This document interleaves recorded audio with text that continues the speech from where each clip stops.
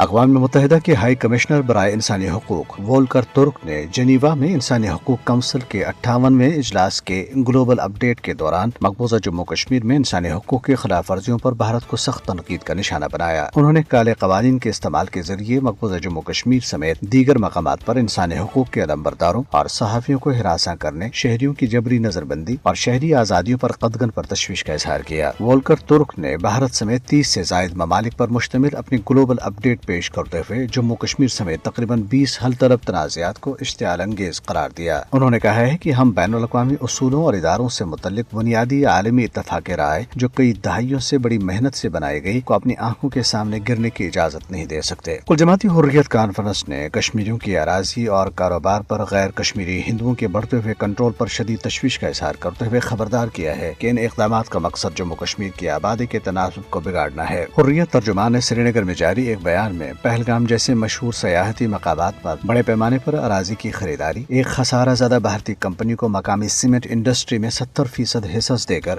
J&K cement کا نام استعمال کرنے اور جندال گروپ کی طرف سے پلوامہ اور گلمرگ میں صنعتی یونٹس لگائے جانے کا حوالہ دیتے ہوئے خبردار کیا ہے کہ بھارتی کمپنیوں کے ذریعے مقامی صنعتوں پر قبضہ کیا جا رہا ہے، جس سے نہ صرف مقامی معیشت کو خطرہ لاحق ہے بلکہ کشمیری عوام کی پسماندگی میں بھی اضافہ ہوگا۔ بھارتی سیاسی خیمے سے وابستہ لیڈروں نے کشمیر اسمبلی سے خطاب میں دفعہ 370 کا ذکر نہ کرنے پر نام نہاد لیفٹیننٹ گورنر منوج سنہا کو کڑی تنقید کا نشانہ بنایا۔ PDP اور پیپلز کانفرنس کے صدور محبوبہ مفتی اور سجاد غنی لون نے کہا ہے کہ منوج سنہا نے اپنے خطاب میں دفعہ 370 اور 35A کی بحالی کا کوئی ذکر نہیں کیا، جو کشمیریوں کا مقبول ترین مطالبہ ہے۔ انہوں نے کہا ہے کہ نیشنل کانفرنس کی حکومت دفعہ 370 کی بحالی پر چپ سادھے BJP کے ایجنڈے کو آگے بڑھا رہی ہے۔ راجوری کی بابا غلام شاہ بادشاہ یونیورسٹی کی فیکلٹی کے ارکان نے مینجمنٹ اسٹڈیز کے faculty member assistant professor doctor Parvez Abdullah کی جبری معطلی کے خلاف غیر معینہ مدت کے لیے بھوک ہڑتال شروع کر دی ہے۔ ابتدائی طور پر فیکلٹی ممبران نے قلم چھوڑ ہڑتال کی، جس سے یونیورسٹی کی تعلیمی اور انتظامی سرگرمیاں مفلوج ہو گئیں۔ تاہم یونیورسٹی انتظامیہ کی جانب سے اپنا فیصلہ واپس نہ لینے پر ایسوسی ایشن نے غیر معینہ مدت کے لیے بھوک ہڑتال شروع کرنے کا فیصلہ کیا۔